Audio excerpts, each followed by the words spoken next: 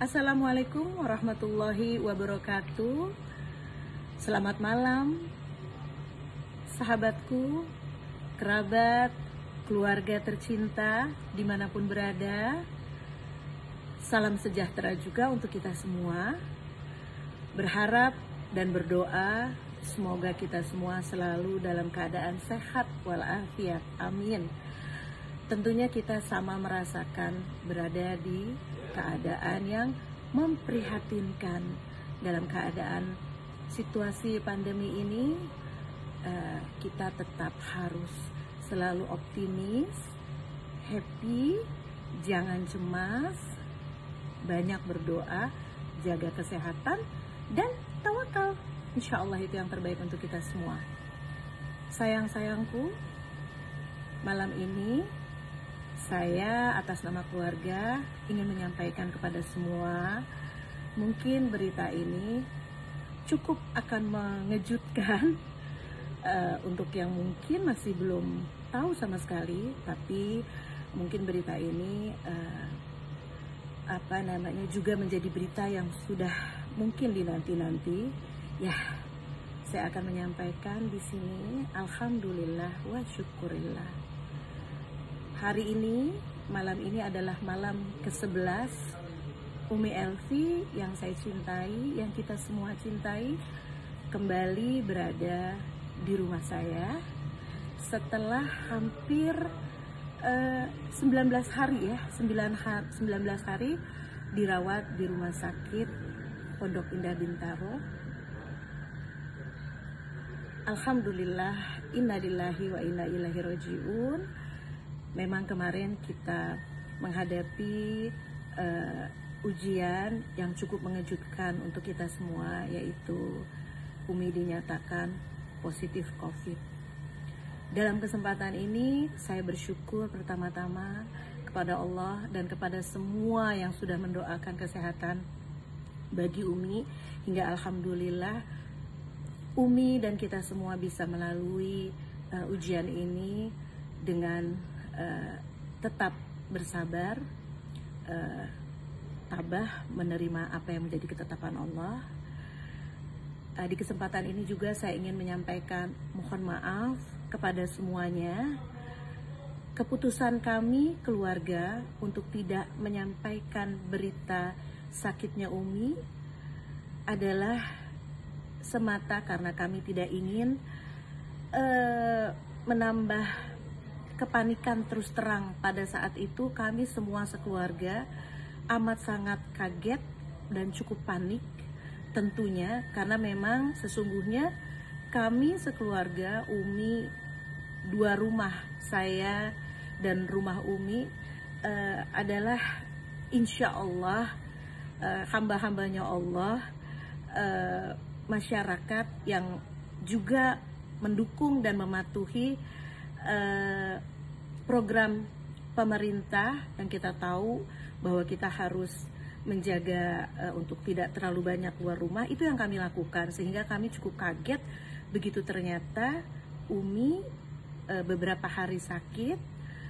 Kemudian pada saat itu karena anak saya Bella lebih duluan sakit dan dinyatakan oleh dokter tipes, jadi tadinya saya berpikir bahwa Umi tipes gitu. Terus Umi waktu itu malam minggu saya suruh besok Umi ke dokter ya, ke laboratorium. Tapi kemudian karena memang hari Minggu, akhirnya Umi nggak bisa untuk periksa lab. Saya takut Umi tipes karena sakitnya itu kalau yang Umi rasain kayak mual, terus agak ada demam.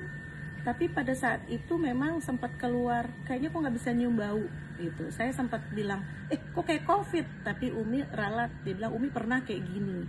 Jadi tadinya saya lebih berpikir tipes, karena tipes juga mulai banyak. Saya takut Umi nanti nggak jaga makan, jadi saya minta Umi cepet-cepet. Nah akhirnya singkat cerita, Umi ke lab itu di hari Senin tanggal 17 Agustus. Saya suruh ke rumah sakit terdekat di rumah saya, Umi dari Cawang ke sana, dan ternyata tipesnya pada saat itu hasil darah tidak mengarah ke tipes, tapi dokternya curiga, dokter jaga waktu itu ya, dia curiga kayaknya kok arahnya ke COVID. percaya nggak percaya, dan saya waktu itu apa iya gitu ya, terus apa yang harus saya lakukan. Akhirnya karena memang bukan cuma swab, waktu itu udah agak malam kita dengarnya, bukan cuma swab tapi kan kita juga harus periksa torak. Saya cepat-cepat minta Umi difoto lagi toraknya. Cuman pada saat itu ada sedikit kesalahpahaman, sempat dengar bahwa paru-parunya bagus gitu. Akhirnya Umi saya bawa pulang ke rumah saya. Tentunya dengan adanya kabar yang sedikit mencurigakan, saya juga bawa pulang Umi ke rumah. Walaupun tetap belum bicara sama Umi, saya sudah berusaha untuk menjaga. Umi langsung saya istirahatkan di kamar bawah di tempat Umi. Kebetulan memang agak terpisah dari rumah saya. Umi ke sana, saya suruh Umi tidur, kemudian istirahat. Kemudian saya langsung bersama suami dan adik saya Sehan mendiskus itu, dan akhirnya kita memutuskan untuk diskus minta pengarahan dari, alhamdulillah, kerabat kami yang cukup baik, Dokter Z. Akhirnya begitu dia lihat ternyata hasil dari toraksnya Umi memang udah ada flek. Jadi akhirnya kita disarankan untuk besok langsung swab. Kemudian kita juga disarankan bukan hanya swab tapi scanning parunya supaya bisa lebih lihat. Malam itu Umi tidur enak, tapi saya dan adik saya, suami saya tentunya nggak bisa tidur enak. Besok akhirnya kita bawa, dan ternyata karena waktu besoknya itu kita bawanya agak siang, menunggu kesiapan Umi. Saya bilang, Umi kayaknya Umi mesti swab. Oh kenapa? Nggak apa-apa, swab aja coba gitu kan, karena kan sekarang seperti ini. Akhirnya Umi udah mulai agak lemes, tapi Umi alhamdulillah nggak ada sesek. Terus kemudian kita bawa ke rumah sakit, periksa, swab dan scanning. Hasilnya baru kita dapat besoknya, dan ternyata hasilnya adalah Umi positif. Tentunya ini suatu yang amat cukup berat pada saat itu untuk kita, mengingat usia Umi adalah usia yang juga dinyatakan, kita dengar, kita tahu bahwa COVID ini rawan untuk orang-orang yang lansia. Umi udah 70 tahun, jadi kita pastinya panik. Terlebih lagi selain daripada itu tentunya ada langkah-langkah selain daripada kepada diri Umi. Kita harus cepat-cepat tahu juga untuk kita keluarga, kemudian keluarga yang di Cawang itu semua pastinya harus di swab. Kemudian kita juga langsung berpikir secara cepat bahwa selama ini Umi kemana, dan alhamdulillah ternyata memang karena tadi saya bilang bahwa kita semua memang sedang berada di dalam rumah, kecuali pulang kita dari puncak waktu itu liburan Idul Adha, keluarga Umi sempat melakukan promosi lagu terbarunya ke radio, itu aja. Umi cuma sempat ke situ, jadi dan di situ saya tanya kabarnya, kebetulan udah sore, jadi udah nggak ketemu siapa-siapa. Jadi alhamdulillah, saya pikir nggak ada hal yang menjadi ketakutan kami bahwa Umi akan menularkan ke orang lain. Jadi yang pasti keluarga terdekat itu yang harus kita perhatikan. Kemudian kita langsung menyusun rencana setelah hasil swab itu, kita harus bawa Umi ke rumah sakit. Sempat dinyatakan oleh dokter Umi harus masuk ICU. Nah karena itu saya tentunya tidak ingin membuat semuanya menjadi panik, termasuk keluarga juga. Saya mohon maaf karena saya pikir yang terbaik yang harus saya dulukan adalah kita harus berpikir secara tenang apa langkah-langkah yang harus kita ambil, dan saya nggak ingin menambah kepanikan baik untuk masyarakat di luar, keluarga, atau kita sendiri. Dengan adanya dampak kita menyatakan, kita buka berita itu, pastinya saya udah bisa bayangkan Umi adalah milik semuanya. Banyak sekali orang yang mencintai dan menyayang Umi, dan pasti ikut khawatir, dan pasti itu akan banyak telepon atau nanya atau begini atau begitu, sehingga mungkin kita akan agak pecah konsentrasi. Sehingga saya pikir kita rembukan, baik ini kita keep dulu. Yang penting saya waktu itu masukin Umi ke rumah sakit, diantar Syehan dan asistennya Umi. Malam itu udah cukup malam, Umi ke rumah sakit sudah atas instruksi dokter kita, jadi udah komunikasi sama dokter, yaitu dokter Diah sebagai dokter ketua dari tim yang menangani Umi. Di kesempatan ini saya ucapkan terima kasih kepada dokter Diah dan tim dan juga para perawat semua yang sudah memperhatikan Umi dengan baik, melayani Umi dengan baik, menemani Umi. Juga ada dokter Fahmi, dokter Faisal, dan terutama dokter Z yang akhirnya habis itu bekerja keras untuk kita, karena setelah itu selanjutnya adalah saya swab sekeluarga dan alhamdulillah kami sekeluarga di Pejaten negatif ya.